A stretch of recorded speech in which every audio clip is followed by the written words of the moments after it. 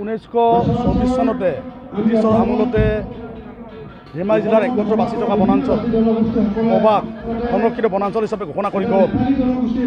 চৰকাৰী তথ্যমতে ধেমাজি জিলাত মুঠ 9খন বনাঞ্চল আছে। প্ৰস্তাৱিত কবুচাপনি এখন বনাঞ্চল আছে, যদিও একমাত্ৰ পবা বনাঞ্চলখন বাচি আছে। তাৰো প্ৰায় 30% ইতিমধ্যে গৰাখহনীয়া বেদখলৰ কবলত কমি আহিছে।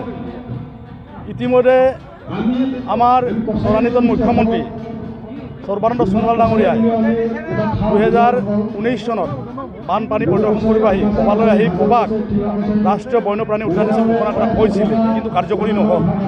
তাৰ পিছতে আমাৰ ভাল খবৰটো আহিছিলে পলমকৈ হ'লেও যোৱা শৰৎকালীন অধিৱেশনত আমাৰ মাননীয় বিধায়ক ভুৱন পেগুৱে বিধানসভাৰ মজিয়াত পবাক বন্যপ্ৰাণী উদ্যান হিচাপে ঘোষণা কৰি প্ৰস্তাৱ আৰু দাবী উত্থাপন কৰিছিলে। এই কথাক বনমন্ত্ৰী চন্দ্ৰমোহন পাটোৱাৰী মাননীয় মুখ্যমন্ত্ৰী হিমন্ত বিশ্ব শৰ্মাই সামাজিক মাধ্যমৰ জৰিয়তে গুৰুত্ব সহকাৰে লৈ বাস্তৱত কাম কৰিম বুলি কৈছে।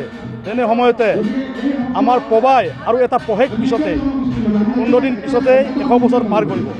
এই পবাক ৰাষ্ট্ৰ বা বন্যপ্ৰাণী অভয়াৰণ্য হিচাপে ঘোষণাৰ ক্ষেত্ৰত মিচিং চাইল্ড পৰিষদৰ মুখ্য কাৰ্যবাহী সদস্য হিচাপে আপুনি কি পদক্ষেপ লৈছে আৰু কি ক'ব বিচাৰিব? হয়, পবা বনাঞ্চলক মানে বৰ্ষাৰণ্য হিচাপে ঘোষণা কৰাৰ কাৰণে অসমৰ সন্মানীয় মুখ্যমন্ত্ৰী ডক্টৰ হিমন্ত বিশ্ব শৰ্মাক মই ধন্যবাদ জ্ঞাপন কৰিছোঁ।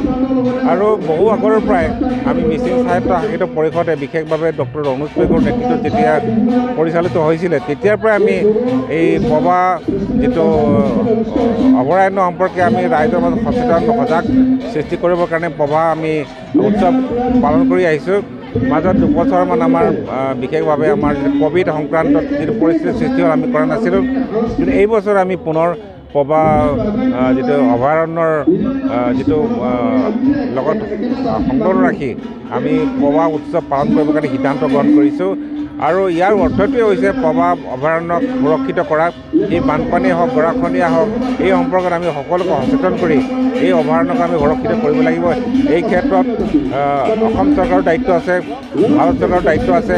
এই পবা উৎসৱৰ জৰিয়তে আমি এই সচেতন আৰু চৰকাৰৰ আমি কাম চলাব, তেওঁলোকৰ দৃষ্টি আকৰ্ষণ কৰাৰো ইয়াত উদ্দেশ্য নিহিত আছে।